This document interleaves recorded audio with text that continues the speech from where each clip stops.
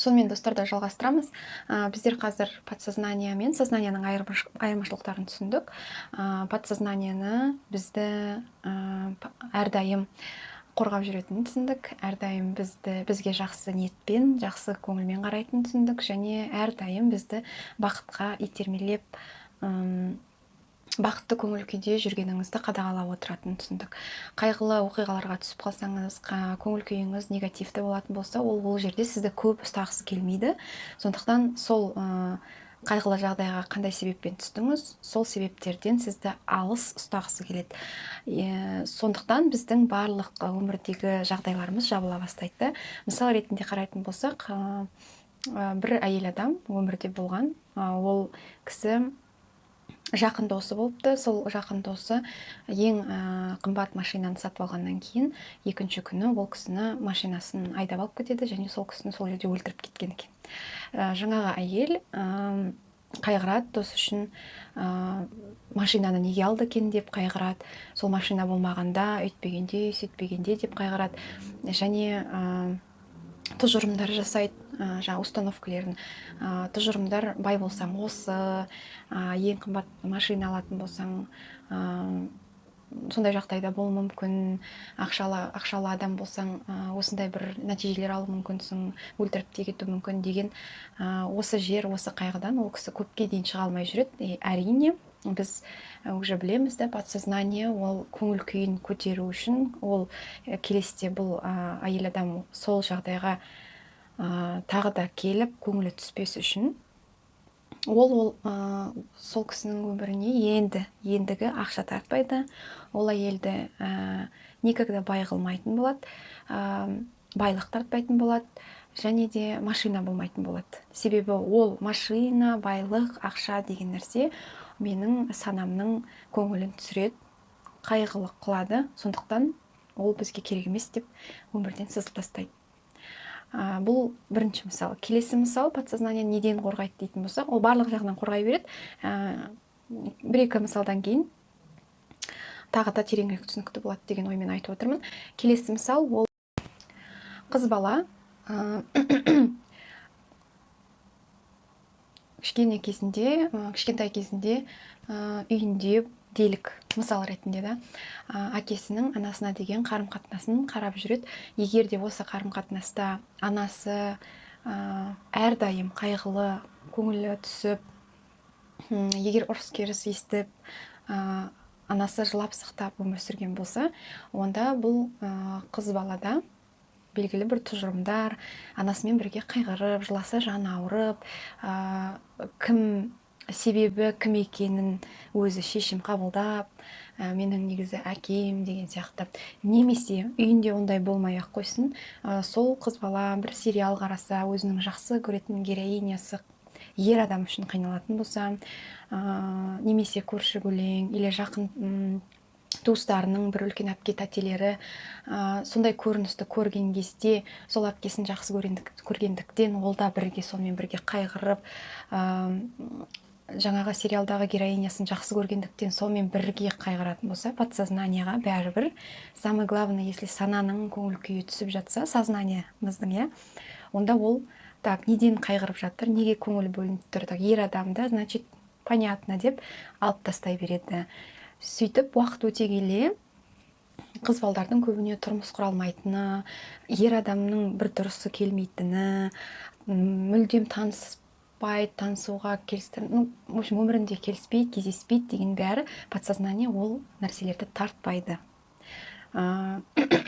Бұл түсінікті да, не үшін тартпайтын? Себебі әр нәрсеге подсознаниенің өзінің жауабы бар. Кезінде сіз сол ұғымдар үшін қатты қиналғансыз, қайғырғансыз, көңіліңіз дұрыс емес болған. Эмоцияңыз сол кезде шеккен сіздің төмен болғасын, бақытты болмағасын, ол кездерде подсознание алдын ала сізді қорғап, бақыт тілеу ниетімен алып тастайды. Тағы бір мысал келтіретін болсақ, онда ол качестволарға арналады. Мысалға, неге бізде көп непринятый качество? Себебі әр әулетте, например, обязательно бір адам бар, который көбісі соны жек көреді, жақсы көрмейді, сөйлескісі келмейді, араласқысы келмейді, сондай. Не үшін? Себебі жаңағы араласып бір нәрсе істесе, сол кісімен сөйлескеннен кейін сіздің жақын туыстарыңыз қиналып жылайды, өсектеп, сол адам үшін ол бүйткесін мен бүйттім деп сізге бір келіп бөліскен кезде, соның қайғысын сізде алып, соны поддержка жасаймын деген кезде сіздің көңіліңіз түседі. Подсознание мындай болса, андай качество осылай проявляться етсең, бүйтіп іс әрекет жасасаң болмайды, жақындарың қиналады, үйтеді, сөйтеді, көңіліне алып қалады, сенімен сөйлеспейді, бәрі сенен қашатын болады. Сондай тұжырымдардың барлығы кетеді. И подсознание сондай качестволар, ондай сізбен болмас үшін, сондай жағдайлар болашақта и осы кезден бастап болмас үшін сізге сол качестволарды сөйтіп іс-әрекеттер жасауға, дәл сол адамдай болуға рұқсат бермейді. Егер соған қарамастан өзіңізді сөйтіп өзгертіп, сондай іс-әрекеттер жасайтын болсаңыз, сізде обязательно көңіліңізде бір жаман сезім келеді, ана бұрынғы эмоциялар келеді, және де сонымен қатысты тұжырымдар өміріңізге сразу шығады. Мен ананы ренжітіп қойдым, енді қайтем, көңілім түсті, енді қайтсем болады, ондай неге мен жаңа айтып қалдым, неге мен бүйтіп қалдым, бүйтіп істемеу керек еді, сөйтіп істемеу керек еді деп көңіліңіз айдалаға кетеді, энергияңыз сонымен тоже таусыла бастайды. Энергияңыз шашасыз, уайым қайғыға кетіресіз. И ондай адам тек қана жақындарыңызда, туыс-туғымаларың арасында бір адам болмайды. Кейбір кездерде оқу орындарында, класстың ішінде әйтеуір бір адам болады, елдің бәрі ұнатпайтын. Сіз соған қарап отырып, мындай болса былай болады екен, мындай болса солай болады екен, менде ол кісімен сөйлескім келмейді, себебі ол бүйтеді, сөйтеді деп сіз жаңағыдай тұжырымда істей бастайсыз.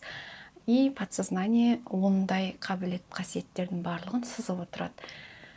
Сана мынадай жақсы көрмейді, мындай болғысы келмейді, болып қалса аяқ астынан соған ұқсап кетсе, жаңағы адамға біртүрлі настроениесі түсіп кетеді, ұқсағысы келмегесін, сол качестволардың бәрін подсознание сызып тастайды өміріңізден. Содан кейін оқу орындарында немесе оқу орында класстың арасында болмаса да, мұғалімдерде болуы мүмкін, авторитетті адамдарыңызда, бастық беттерде, кейіпкерлеріңіз мысалы жұмыста, сол қайсы бастықты кім жақсы көреді, соның қабілеттерін, ал жаңағы ешкім көп ұнатпайтын, тек қана сол келсе қиналып кетеді коллектив. Сол адамға қарап отырып, соның качестволарын тізіп, бұндай болмау керек, бұндай болмау керек деген тұжырымдардың барлығын жасаған сайын подсознание сізге непринятый качествоның тізімін көбейте береді. Түптеп келген кезде подсознание сізге непринятый качествоның тізімін көбейтіп береді. Уақыт өткен сайын тұжырымдарыңызға байланысты сізді сақтау, қорғау, бақытты қылам деген ниетпен жабыла бересіз. Мындай болмаймын деп. Содан кейін ақшадан абай болу керек, машинадан бүйту керек, мындай болу мүмкін, сондай болу мүмкін. Сонымен ақыр соңында автобус сізге жақсы болады, ақыр соңында сізге орташа жалақы жақсы болады. И сөйтіп келген кезде сізде жаңа талпыныстар азая бастайды. Жалпы қойған уақытыңыз келген кезде қойған пландарыңыз, енді бүйтем, мындайға барам, көтерілем, бай адам болам, барлығымыз енді ары қарата дамиын десек, бәрі бізде болмайды, подсознательно болып шығады. Сол кезде біз орта жасқа келген кезде бір шектеулі, барлық жер жауықтырғасын, шектеулі жерге дейін барамыз да, и бір түбіне жеткен құсап жүреміз. Кейбіреулеріміз шүкір бәрі жақсы, енді не қылайын деген сияқты бір орта қылдып, нормамызбен де, комфортпен де жүреміз. Бірақ іштей қатты бір ананы да, мынаны да көреміз ғой, потому что басқаларында сондай бір өмір, разный адамдар, шетелдегі, біздегі, сонда біз ойланып, тоже соларға қызығып, ары қарата жүргіміз келеді. Вот осы жерден бастап бізде проблемалар басталады. Ала алмаймыз машинаны тіке кредитсіз ақшаға. Сосын әбден жынданып кетеді де, адамдар кредитпен алады, потому что подсознаниясы жоқ деп тұрған кездің өзінде де через силу воли не идите дейді ғой мастеркетте. Біз барамыз да, ой қойшы бір нәрсе қылам деп кредитпен алады үйді, машинаны бәрін. ой қойшы бір нәрсе қылды бәрі сөйтіп істейді ғой дейді де уже өзін предавать етеді. Мысалы маска киіп алады да жұмыста көтерілу үшін маскамен бастықтардың айналасында неше түрлі қылықтар жасайды, бірақ бұның барлығы через силу воли жасағаннан кейін бұл әрекеттердің бәрін ішіңізде өзіңізде жеп бастау деген әңгіме осы жерден басталады. Бардыңыз, маска киіп жұмыста істеп келдіңіз, үйге келдіңіз, сізде ешқандай энергия жоқ, себебі сіз ана маскамен ойнайын деп көп энергия төктіңіз. Үйге келгеннен кейін сіз мысалға іштей жаныңызбен оны қаламайсыз ғой, жаңағы качестволарды, но сырттай қалайтын құсап соның кейпімен жүресіз. Бірақ ішіңіз уже жеп атады, бұндай болғым келмейді, негізі анау ғой деп. Сол іштей уайымыңыз, іштегі процесіңіз сіздің энергияңыздың бәрін шашады. Немесе бір кісіге ренішіңіз үлкен болса, соны жұтып көрсетпейтін масканы киіп алып, дым болмаған қысап жүрген кезде, сол өткен уақыттың барлығының ішінде сізде қаншама энергия кетіп жатады. Сөйтеді де подсознание мысалға сізге мына жағынан да көмектескісі келеді, мына жағынан да көмектескісі келеді.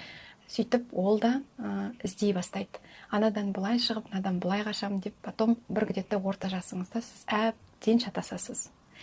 И соңында біздер не аламыз? Біздер бір жабық желание, ничего не хочу, меня не трогайте деген болып кетеміз. Депрессия, апатия көп болады, стресс көбейеді, энергиямыз дымға жоқ, жалпы жарқын өмір сүруге күш жоқ, рутинный нәрсемен, серый масса болып, күнделікті бір нәрсені айналдырып істеп жүре беретін адамға айналамыз.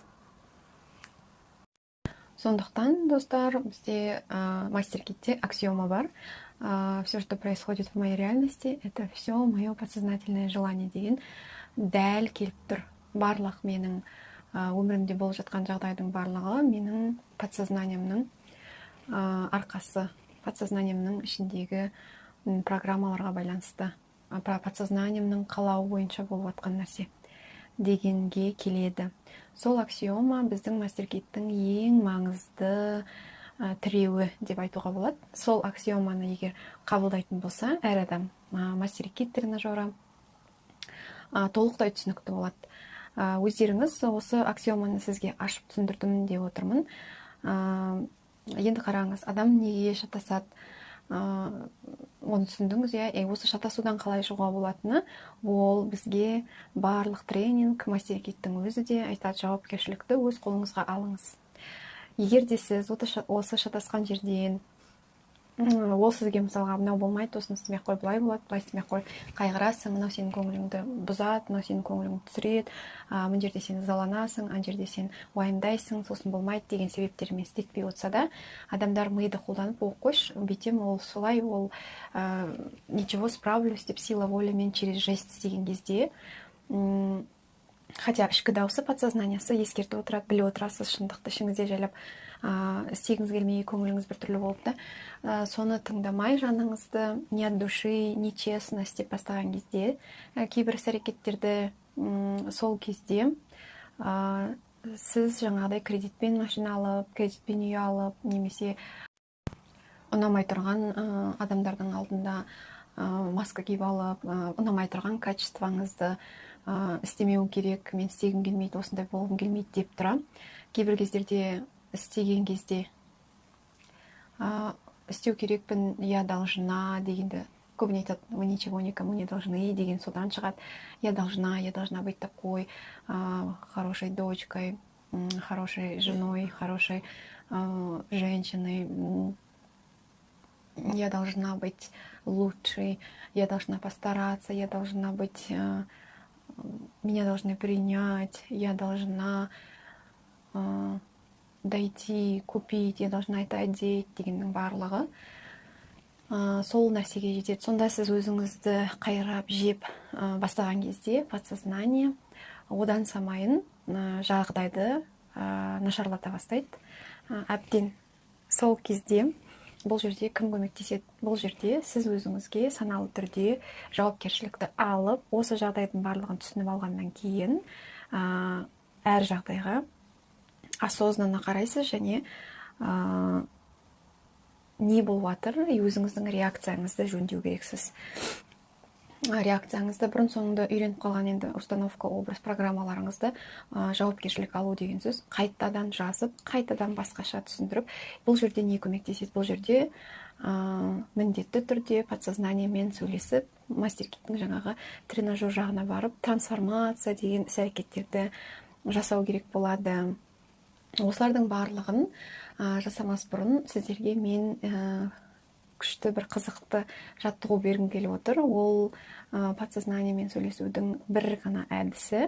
Сол әдісті үйреніп алу өте маңызды. Үйреніп алғаннан кейін, істеп болғаннан кейін, өтініш, бұл жаттығудан кейін сізге қандай ответ келді? Сіздің подсознанияңыз қалай жауап берді? Қолыңыздан келді ма? Сөйлесе алдыңыз ба? Қандай сезімдерге бөлендіңіз? Нәтижесі қандай болды? Сонымен бөлісіп, комментарияларда тастап, жазып, достар бөлісіп отырайық. Үй аламын десеңіз, директке жазыңыз жеке, болмаса қызықты болсын деп бөліскеніңізде жөн. Мен қуанышты боламын. Күтем сіздерден сол нәрсені келесі видеода. Мен қайтып жасау керек, қалай жасау керек, ережелерін айтып беремін.